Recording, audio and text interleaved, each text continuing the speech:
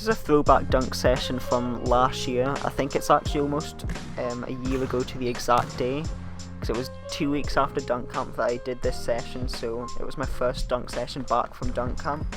So if you don't know, I ended up pulling my groin at dunk camp, so I competed in the low rim dunk contest, so I'll just show you some of the dunks I did in that contest on screen now. But basically on the first dunk, it was the dunk that I jumped over the table.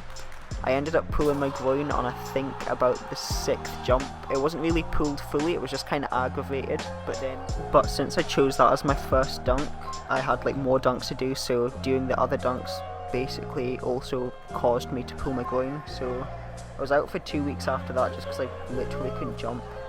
So coming into this session I was really kind of hyped. I remember I just got off work, and I think it was a 7 or 8 hour shift that I had, but I remember just being so hyped on the way driving to the court, just because I was really feeling that I was going to dunk today on this court, because I knew the rim was 9'9", which is how high the rim is. I've not really said it yet, but 9'9" is how high the rim is.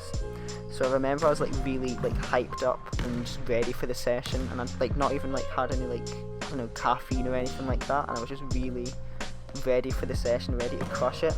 So after arriving at the court, I was still hyped up, but I was just kind of getting warmed up, and I didn't really feel anything too off with my groin, but I started doing some 1 foot jumps, because I was really that's the thing as well. The reason I was hyped was because I know I touched 10.5 at dunk camp, so I knew that I should really be able to dunk on this rim. It should really be possible for me to do that, and that was kind of the main reason I was hyped.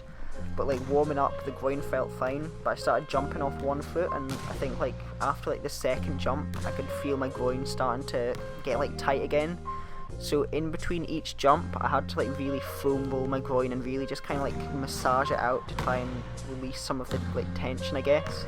And I had to take 10-minute breaks as well, because that's how long it would take the pain to kind of subside. So I'd do 1 jump, wait 10 minutes, do another jump, and that's kind of how it went for the first I don't know, I think I did 8 jumps off 1 foot, so that was 80 minutes straight of I don't know, just trying to jump off 1 foot.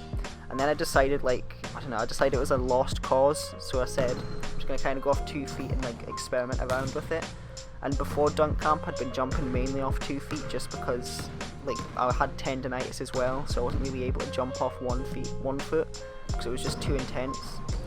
So I still had a good kind of muscle memory for 2 feet still, and I was able to get some good attempts, and I guess you'll just see at the end what happens. But that's kind of all I want to say for this video, so I hope you enjoy the dunk that you'll see at the end, and that's it really.